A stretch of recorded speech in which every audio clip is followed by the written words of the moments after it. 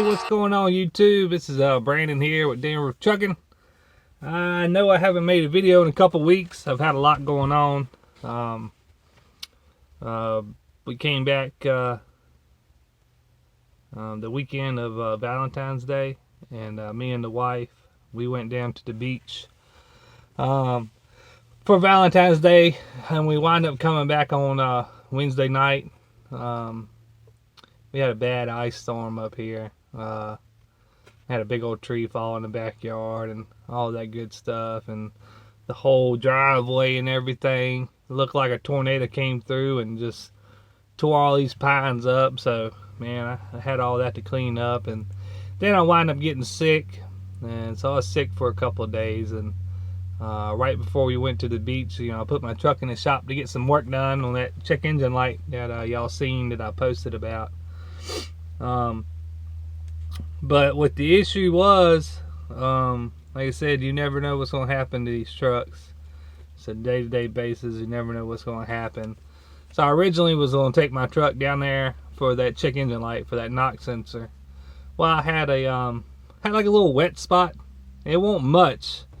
Some places you go, you got some of these old leakers that leak oil everywhere and leak antifreeze everywhere, so you don't know if that's your oil or someone else's oil. So I just got new gravel put in the driveway, so there's nothing wet, nothing on there at all. So I pulled onto the driveway and over top of the fresh gravel, and I wanted to see if that little bitty leak was coming from me, because like I said, it's so small, I couldn't tell whether it was my truck or someone else's truck. And I had a little drip. Looked like kind of looked like somebody who spit on the ground. It wasn't very much. I got on there and looked, and it was actually a fuel line tube that goes into the fuel pump, and it had a little bit of a drip. Like I said, I'd never known. I thought that might have been where it's coming from, because I seen it was a little wet, a little shiny, because I took a flashlight and I was shining it down there at night to see if I could find something. I found a glare, and then so I took some brake cleaner and sprayed it off, and I just sat there for about, I don't know, 10 minutes trying to look to see if I could find where that leak was coming from. And it was a drip, just a drip. And then maybe 15-20 seconds later, another little bitty drip. And so I took it into the shop and dropped it off to get it done, and that's what this paper here is for. So they replaced the fuel hose, because what it is they couldn't just tighten it up. They had to replace it, because it's they said it was a and I looked it up. It's considered a one-time torque bolt that tightens up the fuel rail, the fuel line or whatever. So they couldn't tighten it up or reuse it. They had to replace it. But luckily that was covered on the warranty. If it wasn't going to be covered on the warranty, it would have cost me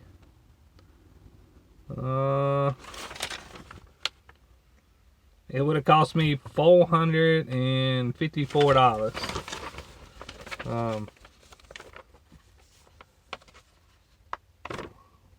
See that right there?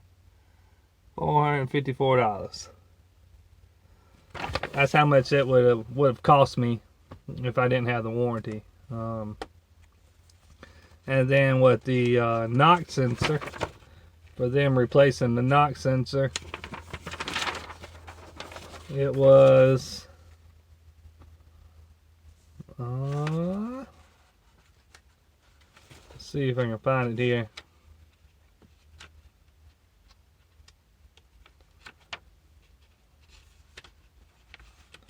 It says $145 for labor, but it doesn't really have the knock sensor price on here. I don't know why, but it is what it is. Well, when they were replacing the knock sensor, they couldn't line the stuff up right. So it turns out there was a bent bracket.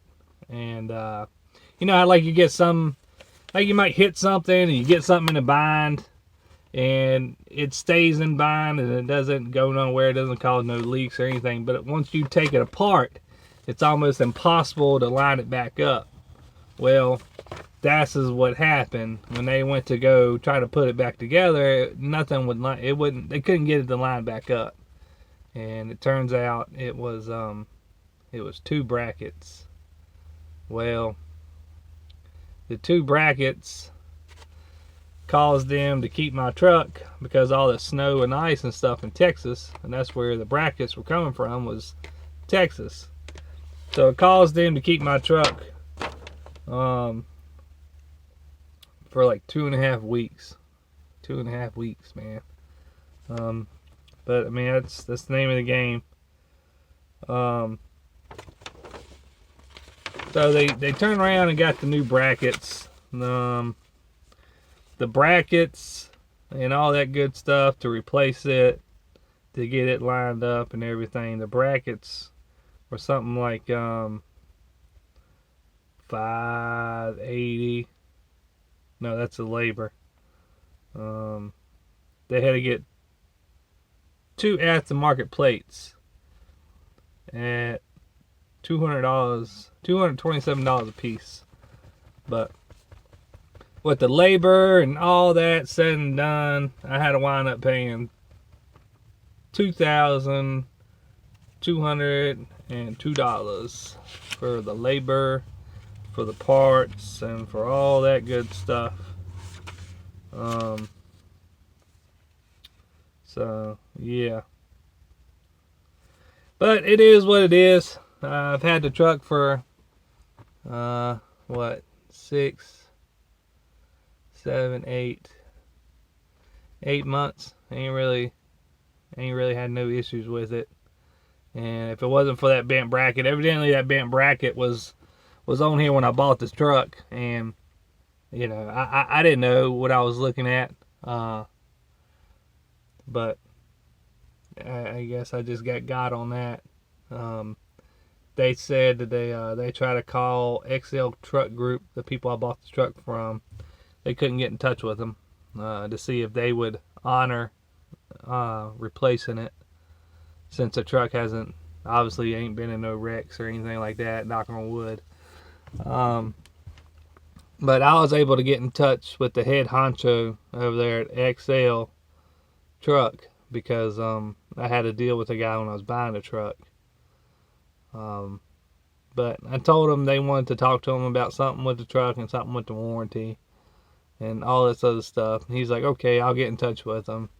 But evidently he talked to him because Triad Freightliner called me and told me that they talked to him, and he kind of acted like he didn't want to have anything to do with it. So, I mean, maybe the check engine light would have came on sooner, and I would have got it to the dealer, you know, before 6, 7 months in, after I bought the truck. You know, maybe I would have had better luck on XL, you know, replacing it, since, you know, it was sold to me that way. But according to them, XL should have fixed it before they sold it, because in order for them to sell you the Freightliner warranty, the truck has to be in tip-top shape, like down to the metal. It's got to be like almost a new truck, basically. And he said if I wanted to push the issue, he said I could probably get something done, but I don't have time for all that, man. I mean, I really don't. You know, it could take a couple of months and whatnot to get it done. But either way it goes, I had to have my truck, so I went ahead and paid it. You know, it's gonna be part of a tax write-off anyways. But if I would have just kept my truck down there and let it sit, and until I got it resolved, man, I'd be losing money like crazy. So I'm still gonna make some phone calls probably and see if I can get them to, you know, do something. You You know, I don't want to be that guy, but on the other hand, it's still unnecessary money. You know, I shouldn't have had to pay it because I didn't bend the bracket.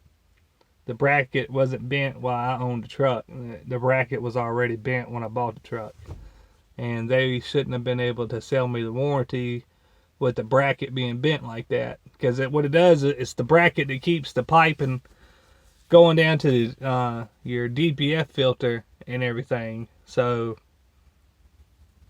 you know, it is what it is. I'm going to see if I can't get something figured out about that. But, you know, like I said, it's if you're looking into getting in the owner-operator business, it's what you got to look forward to. Just so you know how much I paid. Right there. So you know I ain't lying. You know, just giving some people, you know, a heads up. That's why you want to have some kind of money saved up. You don't want to be pinching pennies and buy a truck and think everything's going to be fine and dandy. You know, even if you turn around and, you know, you got like a $10,000 credit card or, you know, something like that, you got to have some kind of money saved up or some kind of money to fall back onto. I had the money to pay it, but luckily I bought I got a credit card when I opened up my my business and my business checking account and everything. So I got, you know, my first year, everything's free financing up to 1 year and double points. So I was like, well, let me put it on my credit card because I'll get double the points. And besides putting back, you know, $500 or $750 every week in my business checking account, I'll just turn around, pay myself my money, and then start the $500 or $700 I put in my business account every week.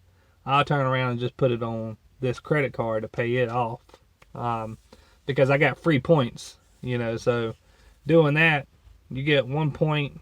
I can't remember what it was. I got to look back at it. But the first time I used it, I spent like $800, and I got something like 2,000 some points, which was equivalent for every 1,000 points you get, you get like $100. You can either pay it towards your bill, or you can get gift cards and buy stuff. It's something like that. That's the thing, is you really want to find a good credit card where you can get good points. And, you know, some of these credit cards where they give you free financing over a certain amount of money. Some companies like Citibank, they'll turn around and they'll send out promotions every so often. You know, they'll send out like these blank checks. You'll get like 5 blank checks. They said if you spend $1,500, you'll get free financing for 1 year from that $1,500. Or you can turn around and pay like a 10%, a flat fee of 10%. So like I said, you really want to try to find you a decent credit card for emergencies like that. You know, because if you're going to pay it anyways, like I could have turned around and took this $2,200 out of my business account and paid for it, and that'd be the end of it. But I have that credit card that gives me double points, and I get free financing on it. So why dish out that $2,200 and just be the end of it when I can turn around and I can at least benefit something from it, you know? So anyways, just to give y'all, you know, a little update on what I have going on now that I got my truck back and everything's back to normal after vacation and being sick and getting my truck back and cleaning up this mess of a yard I had, and cutting up that tree. I just want to jump on here and give y'all a little briefing on what I had going on and a little heads up on, you know, what can happen to you. So if you take anything from this video, just know that you don't want to buy a truck when you can't, you know, buy food. Basically, you want to be able to, if you have a blown out tire, you don't want to stress about that blown out tire. You know, you want to have yourself either a big enough nest egg to where it's just irritating that you got to do it, but not stressful that you got to do it. I know I keep looking at the actual screen and not the camera itself. I'm sorry about that. I'm not a big YouTube guy. But like I said, you want to have your decent egg nest set up to where you don't stress about something happening. It can be irritating. It's going to be irritating. Anytime you got to spend unwanted spent money, it's irritating. You know, when you got to turn around like a bulb blows out, you know, damn it, I got to put another bulb in there. You know, it's just irritating. You want to find yourself a good credit card that has, you know, some kind of promotions or good cashback rewards or double points and, you know, something like that. I know Citibank is pretty good. If you can get one of those cards, like I said, they send out promotions and stuff like that. As long as you can't use your credit card, they'll send you blank checks, and you just write yourself out a check and you deposit it into your bank account. And you'll turn around, you'll get like the one I did, $1,500. You get 12 months interest-free financing, or you can do, if you went over that, you'd have to turn around and pay like a 10% fee. It won't no interest or anything like that. You just had to pay 10% of the $1,500 or something like that. But to pay back $1,500 in 12 months, I mean, that's pretty easy to do when you're in trucking anyways and you own your own rig.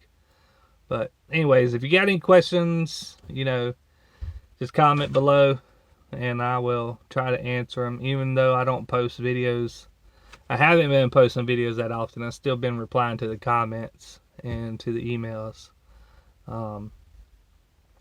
But please like the video if you liked it. Comment, subscribe, you know, whatever you want to do, share it. You know, doesn't bother me one bit. Like I said, just get bored out here, so it gives you something to do. And if I can help, you know, if 100 people watch this video and it helps one person, hey, I'm happy. You know what I mean? At least it helps somebody.